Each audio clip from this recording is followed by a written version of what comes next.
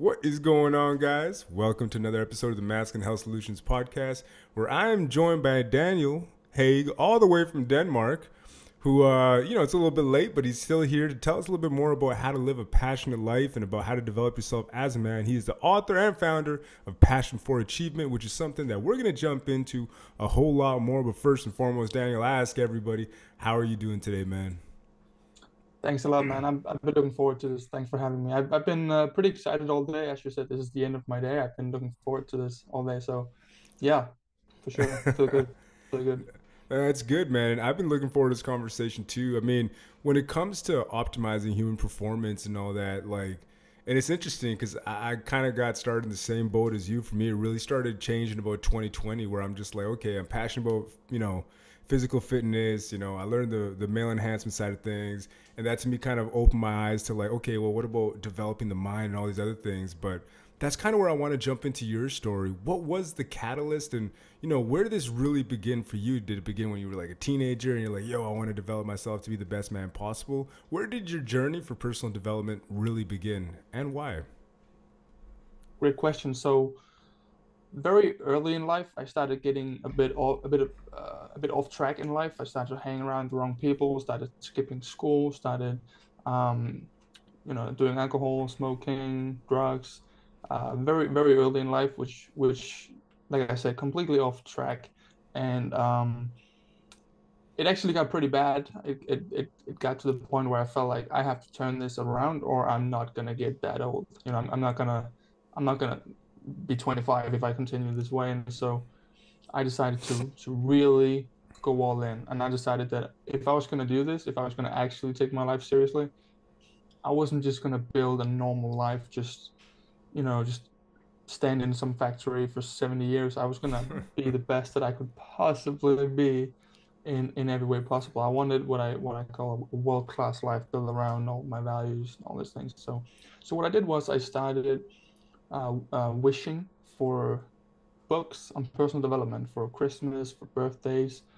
Um, I started working a lot. I was working as a cashier full time by day, and then I was working as a cashier, sorry, a dishwasher at night. Just working for obviously minimum pay. Everything I made just went into books and courses and coaching and mentorship on personal development. So yeah, that's where that started. And then with time, when I started actually seeing results, I started seeing like tangible results. Like my health was getting better. I was more productive. I was making more money. Everything was getting better. Uh, I got more and more interested in a business, turning it into a business, right? And helping others with the results that I've been enjoying. So that's how it all started for me. Yeah. That's awesome, man. And it's it's one of those things that I love to see personally. It's kind of like the underdog story, right? So you started from the bottom, you worked your way up, you didn't ask for a handout. It's like you hustled your way up to the top, and that's one of those things that I think is really validating in your journey, right? It's kind of like you weren't there just waiting for somebody to be like, "Oh, you're gonna pull me up." It's like, no, I'm gonna start my journey, start moving forward, and start making this thing happen. And the other thing that I wanted to ask you right there, you mentioned something about your health kind of being one of the biggest things that you noticed the biggest change. What was it in your health specifically that you said like, okay, I see how I can change my life? What was the feeling of I feel better? If you could explain it from where you were coming from to where you got to. Right. So before I committed to changing my life, I was screwing up my health in just about every way you can imagine, right? No exercise. The only food eating wasn't really food, right? It was just packaged crap. It was, like I said, alcohol, cigarettes, um, drugs, stuff like that. So my health was probably as bad as it can be at that young of an age without having like an illness or something like that. Um, so obviously I didn't look good. I didn't have any energy. I didn't have any confidence. When you look yourself in the mirror, it wasn't a great reflection. So if I want to get more tangible about what I started seeing, well, I started going to the gym more, so I could see a very, very tangible increase in muscle mass, first of all. Mm-hmm. Um, that actually happened faster than I thought it would. I didn't do any like steroids or anything. I eat well, I ate well, and I trained well, and I just really started seeing some, like I said, tangible results. Muscle mass went up really fast, and then once I had decent amount of size, I figured, let's cut this bad boy, right? Like let's Yeah, dude. shred. I did that, which again, I was very fortunate to see very powerful results very quickly. I think at one point I was 92 kilos with an Hmm. 8% body fat, and I am Damn. around 6 foot. I was very proud of that. That was kind of like my dream physique. I was very, very proud of that. Um, and yeah, man, and then once you know this, I don't need to tell you, the audience, this, but once you start with a little bit of muscle mass, you start a little bit of lower body fat, you have some more energy. It Hmm. just the benefits just start to compound because now you're confident, right? And now you've Yeah. proven to yourself a couple of things, like you're disciplined and you can set goals and achieve them, and you can actually change certain things about your life and about yourself, and then we just get the ball rolling, and yeah, yeah. That's awesome because I mean, for me, that started off when I was like 15, 16, where I discovered that one thing. And I mean, honestly, it didn't really change the trajectory of my life because at that time I was so immature that I'm like, this is perfect because now I'm going to use this to go to the clubs and find girls. It Oh yeah, wasn't yeah. actually something good that, like I actually could have used as a catalyst to move me forward in some other aspect of life. But it's one of those things that I think is kind of one of the building blocks that all men kind of need to see is like, okay, how much can I develop myself physically? And then that's usually a precursor for other things. Unfortunately for myself, early on, it's like I discovered it and then squandered it. And then now that I'm older, I'm like, okay, but that confidence kind of held through. And it's interesting that you mentioned the confidence piece. But my next question now in regards to that, it's like, okay, so you develop the physical side of things. What was the next thing that you're like, okay, I developed the body, I can control my physique. What's next? Was it more stepping into the mental side of things or like a spiritual side of things? Like, what was the next challenge that you said, okay, I beat this one, I want to do this next? Right. I think that would probably be sharing my personal development successes and rewards with others. So what I started doing was I would make some free videos, I would write some free small little ebooks that today I would probably be embarrassed about, right? But there's like my first attempts at helping people, and I started seeing that people liked them, and they shared with me the results that they had now gotten from the things that I had shared with them. And yeah, I think that was probably the next big thing, but also just all the small little things that you tweak in your life. Like it's very exciting to sit here and say I went from abusing drugs and all those things, and now I'm an author and blah blah blah. That's awesome. I love that, and I'm very proud of it. But also the small little things, the little tweaks you make in yourself and your life that just forever makes your life maybe 3% better or 7% better, or Mm-hmm. whatever. If you stack those, yeah, that's gonna add up for sure. So That's interesting because I mean, obviously, I was reading in your profile and stuff where you were talking about habit development and how that can really change the trajectory of your life. And even for myself, like I completely agree with you on that because it's almost like when you start working on these small little habits, it's the tiny things that you're right, they compound over time. I kind of view it the same way as compound interest, right? If you do hmm this one little thing and then you take a look 10 years down the road and you're like, holy shit, like I can't believe I did all that. But it all started off from one little shift. And it's like one little degree to the right, 5 degrees over, all of a sudden it just changes the trajectory of your life completely. And that's one of hmm the things that I think, as a coach and somebody that I help, people as well, it's one of those things where it's like, okay, I'm not looking to change your life completely right now. Let's just make a little shift. And a question I have for you now, it's like when you're getting people to make that shift, how do you go about it? Because it's almost like, I think we all have our own styles, but how do you go about saying like, okay, you know what? I want you to be a high performer in life. But how do you take somebody from like, let's say that low place, maybe that low frequency place to like now, hey, you know what? Let's step it up a little bit. Do you go full force or what does your technique kind of look like? Great question. So first of all, I believe that the first step always, no matter what, is some kind of clarity. And Mm. and that doesn't sound sexy. You Usually people want to hear about what this productivity hack saved me 7 minutes a day or whatever. But honestly, something that's really, really powerful is clarity. So what do I mean by that? Well, first of all, know what it is that you want. So Mm-hmm. very few people actually know this. Like if you go ask some stranger on the street, what do you want your health to be in 6 months? What do you want your muscle mass, your body fat, your energy, your confidence? Where would you like to be in 3 months, 6 months, a year?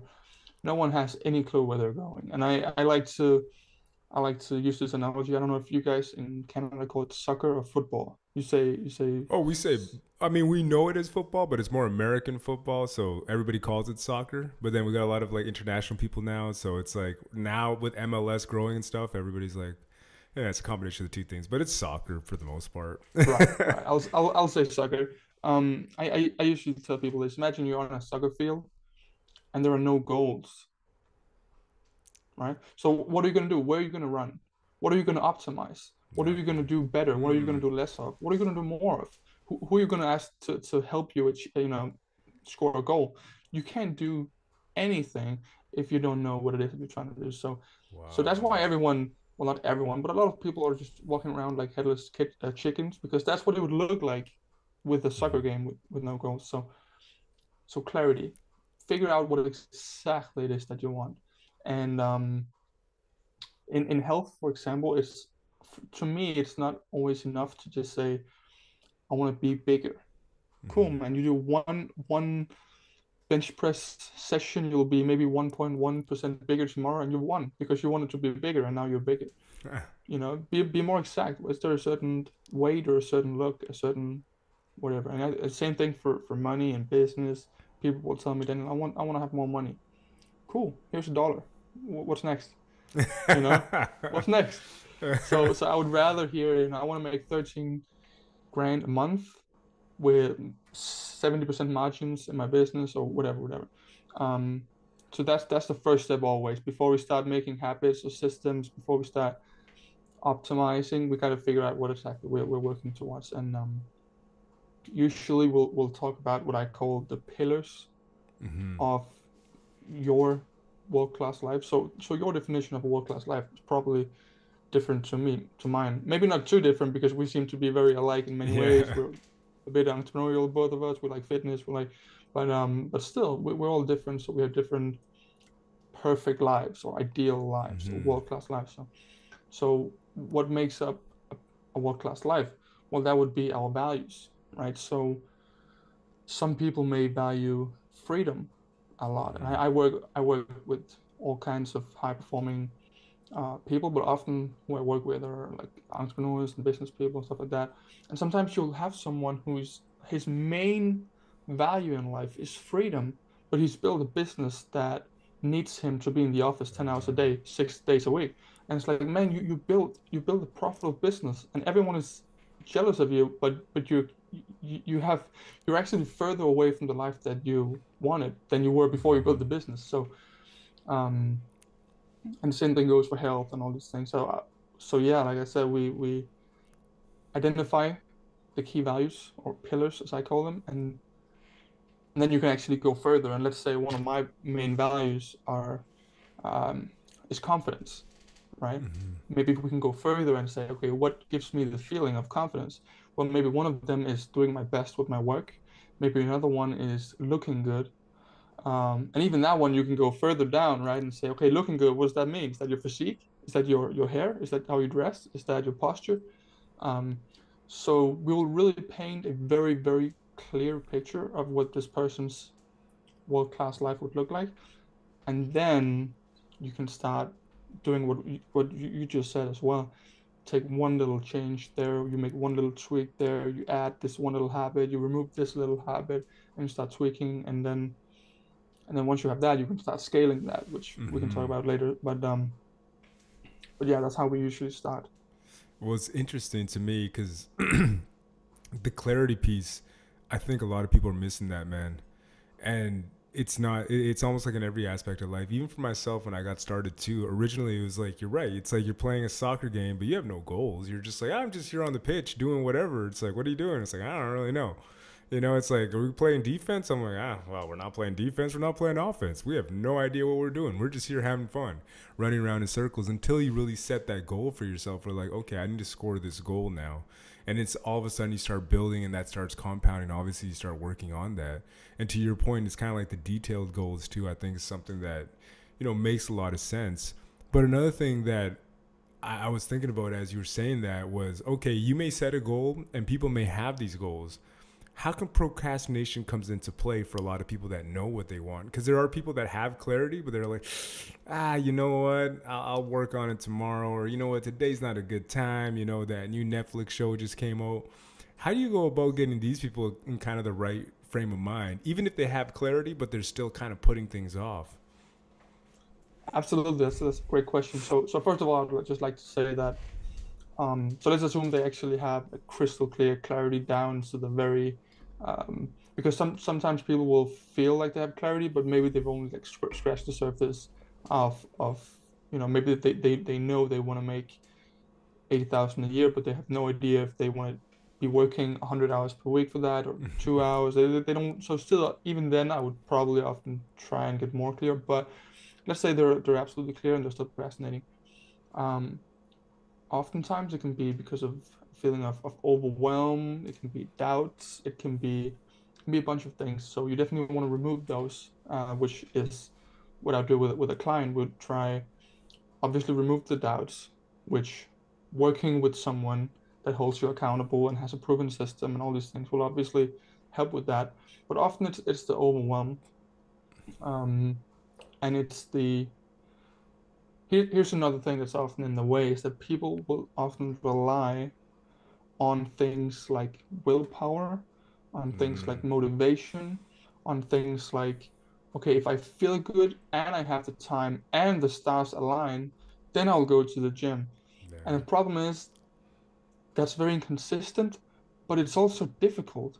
People think it's difficult being disciplined. Sometimes when I'm really focusing on my weightlifting and I'm there whenever I say I'll be there, people are like, Isn't that exhausting?" No, you Mm-hmm. know what's exhausting? What's exhausting is having to fight myself every eighth day or every 10th day when I say maybe I should go to the gym. No, I don't want to.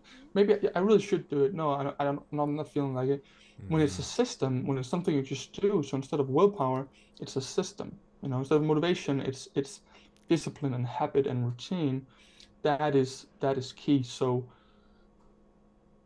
what I usually try to do with clients is that we use willpower. It's not useless, but we use willpower Mm-hmm. to start the the development of a routine, a system, a habit, and then as soon as possible, we want to get away from the willpower. We want to get away from Interesting. having to make a decision. I like to say it like this. I do a lot of MMA and Muay Thai stuff like that. I do it for cardio because I'm not getting it otherwise. Um, and I'm telling you, I don't care how good of a fighter you are. If you fight 100 times a day, let's imagine that, right? You get in the ring, 100 different people you have to fight Oof. every day, or maybe the same person. Regardless, you're not going to win 100% of those. I don't Mm-hmm. care who you are. You're going to lose some of those. That's how most people are going through their days. They wake up and they're like, "Oh, should I snooze right now, or I should get up? No, I should snooze. No, I should get up." And then they're like, "Okay, should I eat healthy lunch or should I grab some processed crap? Should I eat this chocolate bar? Should I go to bed or should I be on my phone?" Their entire day is just consisting of a ton of fights because everything Mm-hmm. is a decision. Everything is a Interesting. decision. And I don't care who you are. I don't care how much willpower or strength you have, whatever, you are gonna lose a bunch of those fights. So what I like to do is remove the decision. So the Interesting. example I usually give people is if you put a piece of cake or a salad in front of me and you tell me I have to pick which one I want, I can decide. Dude, I'm picking the cake every single goddamn time. But then why am I eating healthy foods like 99.9% of the time? Why am I never eating cake? Because the decision is not there. I don't have to make the decision. It's just there. I know it's in my fridge. Everything is awesome in there, dude. Everything is Yeah. awesome. It tastes great. It's healthy. It has the right macros. It's the system. And so yeah. In fear of getting a little bit off track and just ranting, I will say that you gotta automate stuff. You gotta automate it. So we'll use the willpower to get it started. And back to what you said earlier, start very, very, very small. Yeah. If But if needed, no. if needed. Yeah, Yeah. it makes perfect sense though, because it's kind of like willpower, motivation, all that kind of stuff is great to get started. It's not Hmm. enough to get you through. Because the thing is, people that are highly motivated today, you're right, they're not motivated in like a week's time. It's like, oh, I haven't seen any changes. My motivation's gone. You know, and that's kind of where, oh, willpower, it's kind of like, yes, not many people can really have the willpower to be just like, I'm going to resist, I'm going to resist.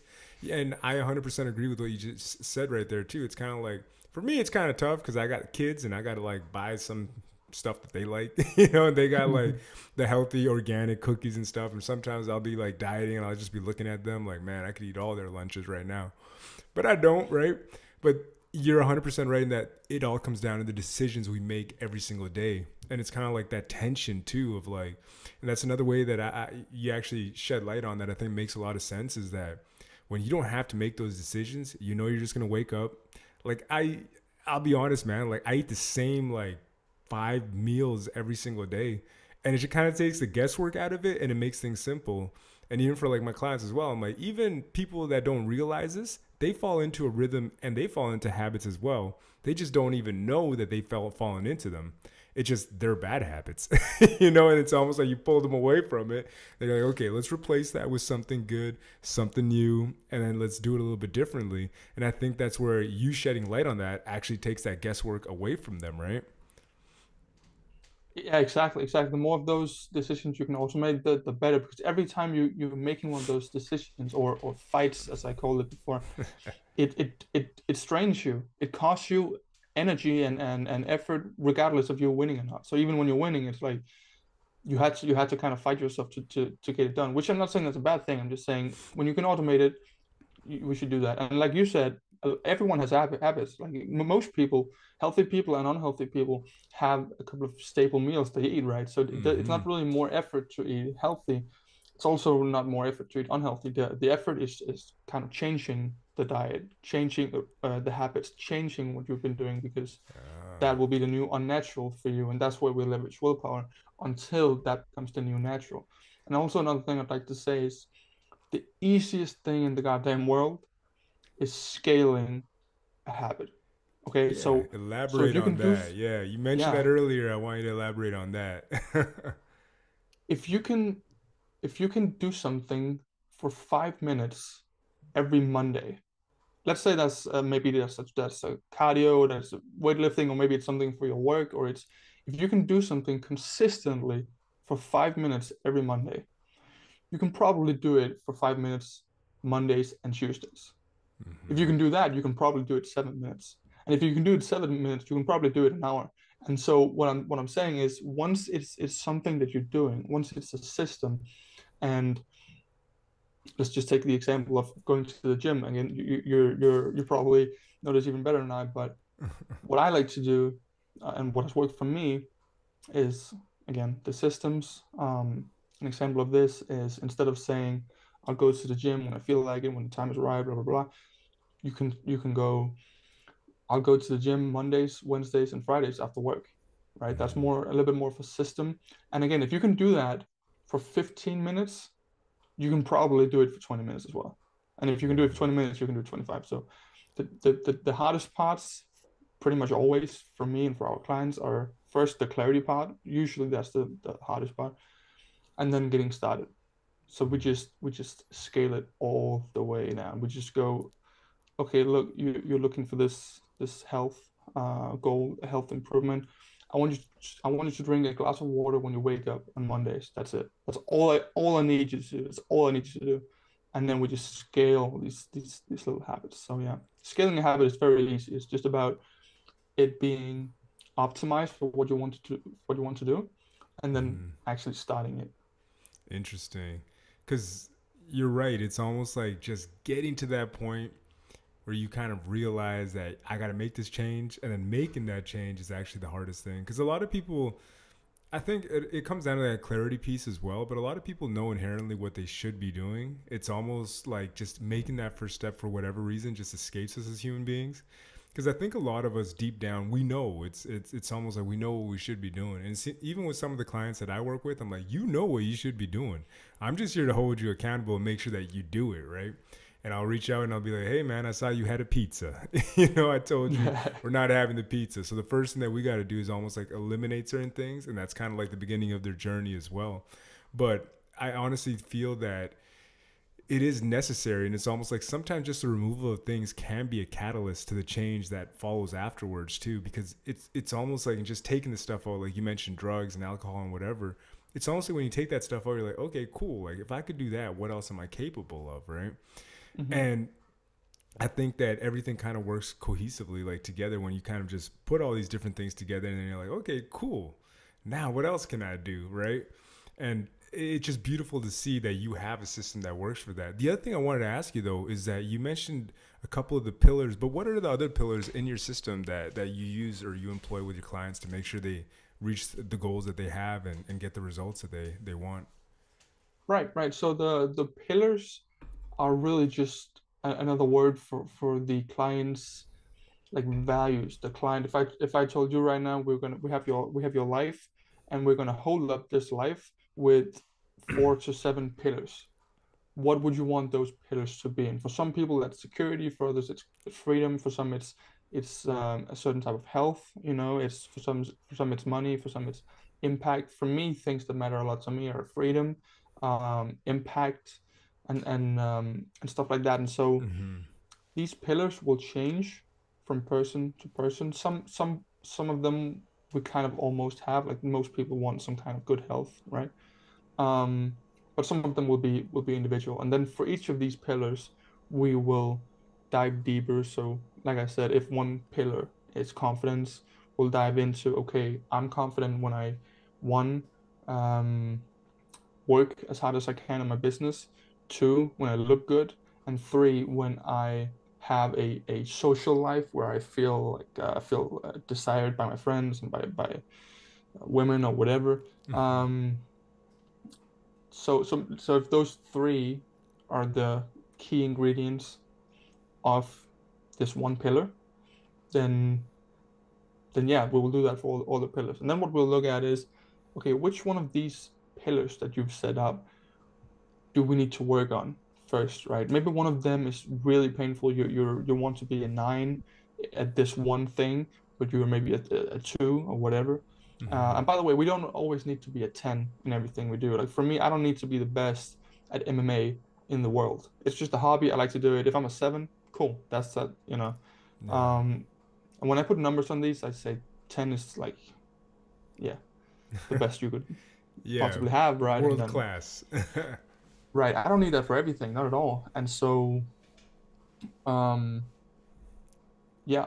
So we would look at which pillar needs work, and then we say, again, let's stick to the example of confidence. We'll say, okay, I'm doing well with my health. I'm doing well with my relationships, with my finances or whatever, but I'm struggling with my health. Cool. Sorry, my confidence. Cool. Then we'll look deeper and we'll see, okay, the three things that hold up my confidence are, like I said, me working hard when I'm doing things that matter, and me looking good, and me having a nice social life. I do actually have a nice social life right now, so that's pretty cool. And I do feel like I like how I look. I guess the problem must be that I'm not doing my best with work. And then that's what we would probably start Interesting. building the systems around. And then eventually, what do you know? You will now have systems that consistently, effectively, and sustainably moves you forward in this one little thing here. So eventually that'll probably be one of the things you're the strongest at, right? That's one of the Mm-hmm. strongest pillars or ingredients now. And then you just take the next weak link of the chain and go, okay, now let's work on my relationships. Again, maybe 3 out of the 4 ingredients I'm doing well, but one Wow. of these things that make me feel like I have the relationships I want, I am just butchering right now. I'm not doing well with that at all. Then that's the next thing you work on. And like I said, we use willpower and motivation and effort when we build these systems. But once there are systems, they're almost effortless in a way. Obviously, if you're going to the gym 90 minutes a day, that's not completely effortless, right? But like Yeah. mentally, it's not something where you have to build a new habit. So once you have the habits for the confidence stuff, and now for the relationship stuff, now you just keep on stacking these systems. You start small, you scale it up. Once it's scaled up, you do the same thing with the next area. And I have probably 20 of these systems, right? That just every single day when I go to bed, I know that these important areas of my life are now better because of the systems I put in place than they were when I woke up this morning. And they were all automatic. They were all things that I didn't have to make a decision with. So that's my idea of identifying your definition of a world-class life and then consistently progressing towards it with the right systems. That's basically what we do with clients, and that's the work we do. Yeah. Dude, I mean, you really got my like you got my wheels spinning now because I'm like, whoa, okay. I see now it makes perfect sense. So it's kind of like, yeah, you're right. And you look at the weakest links, it's the same as bodybuilding, I guess, to a degree, where it's like, okay, my lateral delts suck, so I got to go work on my lateral delts. My lateral delts are good, cool. That brings my overall physique like up. So now, from a bodybuilding perspective, the judges now see me as being much higher because my overall physique has improved. And to your point, it's kind of like, you keep improving on different things, and all of a sudden, it's like overall the whole physique looks incredible. But it obviously starts with like looking at those weak points, and I was like, oh man, okay, so this makes sense. This makes sense. And It's that exactly systematic and approach, yeah. exactly and for you to know that your lat is the problem or your bicep or your calves is the problem, you have to have a certain amount of clarity of what you would like it to look like, Mm-hmm. right? So that's back to the clarity thing. Dude, yeah, because wow, like, yeah, no, you really got my ball. I'm like, okay, okay. Because it makes a lot of sense from that perspective. And to your point, obviously the systems that kind of go with it. I just see how everything fell in place right there. Very systematic approach, which is why it works so well, I think, and why it's so cohesive. Because you're right, it's almost like, okay, what do you want? How do we set up the systems, get rid of the tension, build on it, and then have that small bit of progress, and then we scale up every single day. And to your point, like we were talking about earlier, if you just get that 0.1% up, over time, wow, okay, that makes perfect sense now. Like now I'm Yeah, and like, it's I see exactly how that works. I'm glad to hear it, and I'm glad you said it was very methodical or systematic. I think you Yeah, said because systematic, man. Very yeah, well. It's a system. because yeah, because I've always been. I think people may be surprised when I tell them I work with people because I've always been very interested in systems and numbers and Mm-hmm. statistics and percentages and how can we tweak this machine here and tweak this machine here. I wasn't really good at the touchy-feely subjects at school and stuff like that. So I think people are surprised that I'm doing this. But as you can now tell, my Yeah. approach to helping people is very, very much about like systems and being methodical and Well, you yeah. kind of need that social engineering piece, I guess, is kind of one way to look at it. Because at the end of the day, I mean, one thing that I have this conversation a lot with different people around me about how, like, I think humans, we fall into a system and we all fall into an operating system, whether we like it or not. Everybody has an algorithm. I think everybody acts from that algorithm. And the more I look into it, too, it's kind of like, okay, generational trauma, childhood trauma, a lot of these things will dictate who we become as adults, right? And unfortunately, like for me, I'm pretty lucky, I'm pretty blessed in that I've talked to different people on the podcast and read a bunch of books about, okay, why do I do this? If there's something about me that I don't like, but I'm like, why the hell do I keep doing this? Or why is my relationship failing? Whatever. And then trying to figure out that root cause. And that's kind of where I open my eyes to the point, or I opened my eyes to the fact that, hey, you know what? Like some of the things that I learned as a kid are not going to serve me as an adult, but I'm still doing them. How do I let go of this? Okay, I need to do X, Y, Z. I need to develop a new system. I need to like upgrade, right? So it's kind of like I got to go from the 1.1 to the 1.2 to the 1.3, hopefully make it to the 2.0. And it's one of the things that I think we as humans failed to realize. But that's where your background, I guess, with like the engineering side of things, you just realize that, hey, humans, we're not very different from computers sometimes. It's just our operating system's a little bit different. Yeah, and ideally we would like to have a bit of objectiveness, like being a bit like neutral when we Mm-hmm. evaluate ourselves and that's why I actually really love what you just said. When you do something you dislike or you're like why am I doing this? It's against my values, it's against my beliefs, it's against my goals. Is Why am I doing this? And then you kind of look to identify that, right? I think emotions and stuff like that are great, and you can leverage them for a bunch of beautiful things. But when we want to evaluate things and tweak things about ourselves and our lives, it's if we can, it's very helpful to be uh, objective, or being yeah, being more like less emotional, right? And I think Yeah. I imagine that's a huge part of why I can help people and you can help people. Is because when you have a coach or you have someone who helps you, maybe they have an easier time seeing some of your biases and Hmm. stuff like that as well. So yeah, that's Yeah. huge. No, because you're right. It's almost like as a coach, your job is to be neutral, to look at the problem itself, and then be like, okay, this is the actual issue. I need you to step out of your emotions for a bit and just, just look at it from this perspective, even though it's affecting you. And then let's just take a step back and then let's step back into it. And it's like, all right, now let's start working on it. And to your point, it's almost like having that extra set of eyes is able to teach you a lot more. Because sometimes if you're trying to figure something out yourself, it's like your vantage point is going to be skewed by all the emotions and all the different things that you're feeling during that time, right? So I think you're 100% right about that too.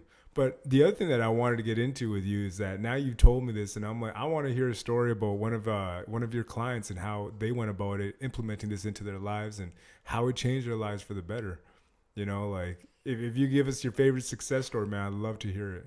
100%. So we have a recent one, a woman in her early 50s, actually, I believe. I have a lot of younger clients as well, but she was in her early 50s, which was cool. And she had been a little overweight, not obese or anything, but kind of her words were choppy, and she wasn't happy about that. In fact, she's been like this for 30 years, maybe Wow. 25 years. Last time she really liked her body was in her early 20s, and ever since Mm. then, it had just been this was kind of automatic, but just in a negative way, right? Ate a little bit too much, ate a little bit too much of the wrong things, didn't exercise really at all. And every time she tried, it would be, and I would love to touch on this one as well. Um, she would be going the quote unquote fast route.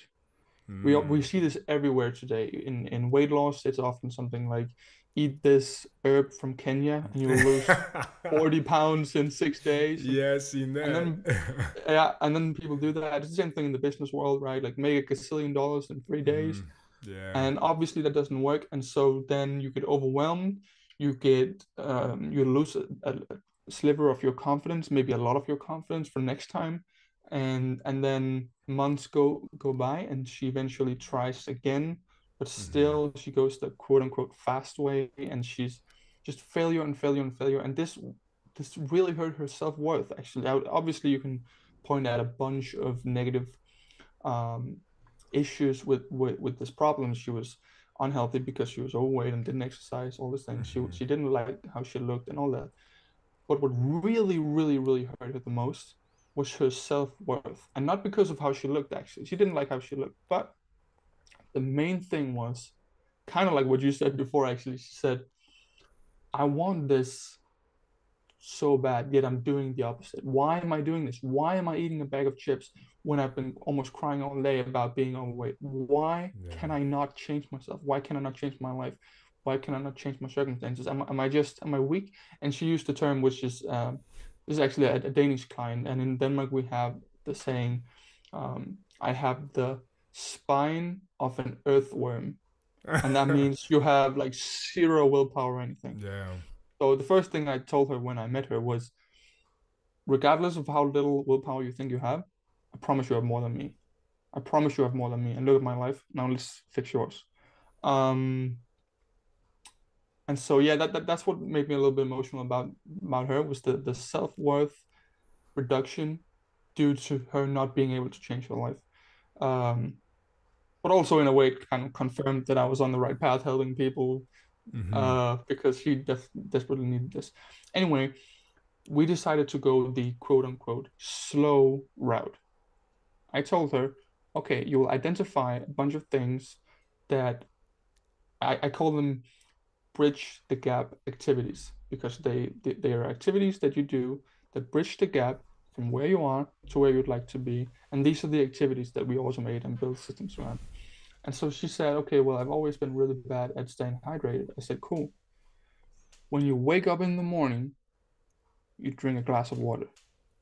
And the next part, you're probably not going to agree on as a nutrition coach. And I wouldn't say this to any client, but with her, I said I don't care what you do for the rest of the day. If you want to eat bad food, whatever, I'm not forcing you to exercise, whatever.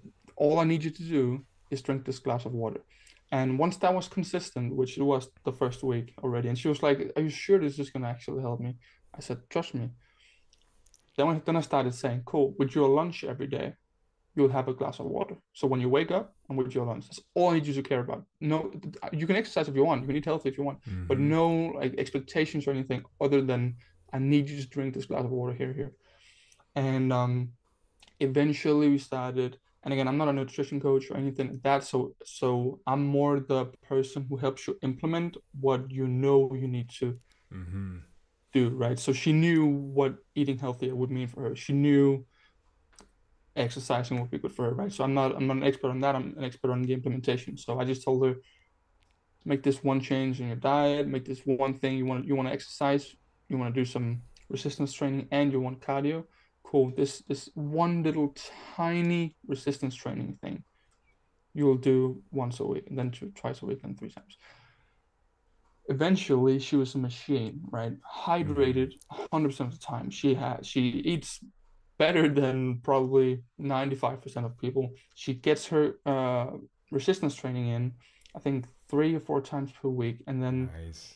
she has her cardio. She does these like teams at the fitness thing where we really get your heart rate up for an hour, and she does that a bunch of times. She's swimming. She called me, I think 2 weeks ago. She told me, then I want to tell you something. We just had at my job, we had these health specialists, whatever, come to our workplace. It was a free opportunity. If we wanted, we could have our blood work done, certain cardio tests and muscle tests, and all these things, like the whole deal, right?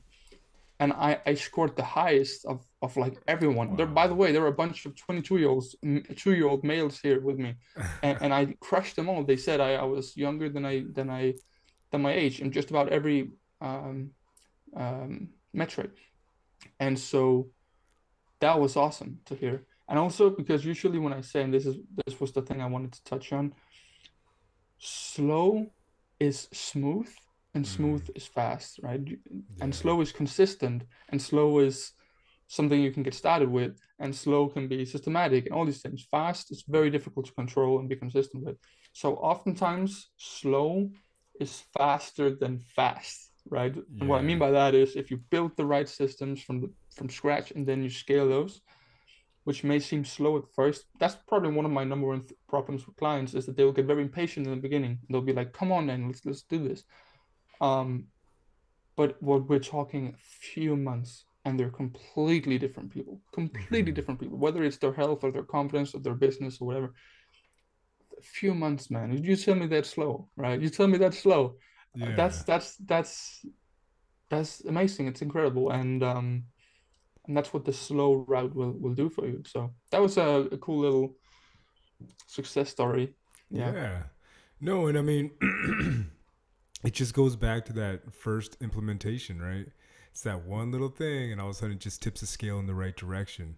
And I love to hear that because it's like, it goes to show what humans are capable of, right? With just the minor changes. And to your point about, you know what, smooth is fast because as soon as you get that momentum going on your side, all of a sudden that snowball turns into a massive ball, right? And all of a sudden it just becomes easy. And it may look like you're going really fast because then somebody else will look at you and be like, how can you be so disciplined in so many different aspects of your life? Where it's like, well, it's not that I'm disciplined. I built those systems. And I built those systems slowly and I built them over time. And now I built that foundation. Now I can just keep building up on it. So while somebody's still stuck in the mud trying to get that one thing off the ground, it's like this person just figured out the system that worked here. and now can apply it to every aspect of their lives, right? And I think that's wonderful, man. I honestly, kudos to you. And before we go today, the one question I have for you is like, what is it that you want your legacy to be? Because you mentioned it earlier, kind of in the pillars. I don't know if it's yours necessarily, but impact, I believe, was the one that you mentioned. What kind of impact Hmm. do you want to have in the world before you leave, man? Hmm. First of all, before answering that, I would like to just quickly touch on what you said about the momentum. One of my mentors in business, he told me the two things in the world that scared him the most were momentum and lack of momentum. And so exactly like you just said, momentum is huge. Once you have it, everything is possible. And you know, guess what the client that I just told you about, guess what happens to her when she just proved to herself that she completely changed the number one area of her life that she struggled with. Now she's doing really well, like with her social life as well, which she wasn't before. And so now Mm-hmm. it's kind of going over to all her other areas of her life. So exactly like you were saying, you can just stack these habits, these systems on top of each other. So my legacy, what would I like? Well, I have this. Maybe it's gonna sound weird, but I have this little fantasy, if you may, which is imagine I'm on vacation, right? I'm Mm-hmm. in Paris or Spain, whatever. I'm on vacation and I'm at a little cafe having coffee, whatever. I leave the cafe, I walk around the corner, and there's someone saying, "Wait, are you Daniel Hauge? I, you're Daniel Hauge?" And I'm like, "Sure, that's me." And they say, "Daniel, listen, I bought your book, or I saw you on the Masculine Health Solutions podcast, or I was a client of yours 6 years ago or 2 years ago, and th this is my A to B story. This is because of you. This happened. Yeah. I want to build passion for achievement to be a big enough thing for that to be a possibility. I have had two people here in Denmark that came up to me and they were like, "Hey Daniel, I bought your book. It was great. Awesome meeting you." And that's great. But in Denmark is a very small country. I want that to be a possibility on like a global scale.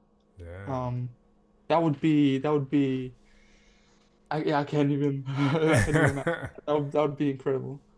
No, and I mean, you know what? If you just stay on the trajectory that you're on, there's no reason why it shouldn't. I mean, that's the vision, right? So that's kind of what I think. You should always aspire to do what it is that you have in that mind. And I mean, the way I kind of see it is that everything that you want already exists in here. It's just kind of bringing it into the three, into this dimension pretty much. So I kind of Mhm. think that it's just a matter of time, dude. Like it's just a matter of time. You hold on to that vision, and one day you're gonna shock yourself. Or you're gonna be probably, who knows, maybe 1 year down the road, 3 years down the road, and you're just gonna be walking around and be like, oh snap, I already lived this moment in my mind, right? And it is mind blowing, dude, because it's kind of like sometimes you don't know it, but I'll tell you right now, you're probably making a bigger impact than you can possibly even imagine right now, right? It's little things that are stacking up, and when that moment comes, trust me, it's gonna be well worth it and everything. But it's like, hey, you've already made that impact. It's just now you're gonna see it come to fruition into this physical manifestation. I think you know what that day it's inevitable, man. So just keep doing what you're doing, and you know what, you're gonna get there eventually, dude. Kudos to you, man. But first, before you go, you gotta tell us about your book, tell us about your website, tell us about your coaching, all that good stuff, man. Absolutely. So yeah, so I wrote a book a couple of years ago, which was very much of the same stuff that we're talking about now, only it was centered a little bit more about the entrepreneurship deal as well. So it was Mm-hmm. basically this clarity stuff here, but for entrepreneurs, so that we keep the clarity aspect around how you design your business and your life in combination. Oh, gotcha. Um, for passion for achievement, which is my main, well, that's pretty much all I all I work on right now is a company where we sell ebooks, digital courses, and most of all, our most valuable work is more personal work. It's more Mm-hmm. client-based work where I do the one-to-one, for example, or one to a small group. And what we essentially do here is much of what we've talked about here. We would design this vision of the world-class life as best as we could, and then we've designed the systems required for you to consistently move towards that. And yeah, the website is called Passion for Achievement. So that's passion, the number four, achievement.com. And there's a free, I made sure there was a free gift called The 7 Pillars of a World-Class Life, which is a completely free PDF, no sign up or anything. It's just for you guys to grab if you wanted. So, yep. 100%, man. And don't worry, all the links are always in the description. And again, thank you for being on the show, Daniel. You know, I just expect bigger and bigger things from you, man. You got the system down. Now it's just a matter of time. So, but definitely, man, love this conversation. And I look forward to bigger and better things. And you know what? Just keep going on the path that you're going, man. So, again, absolute pleasure. And all you guys listening, I hope you guys have a fantastic day.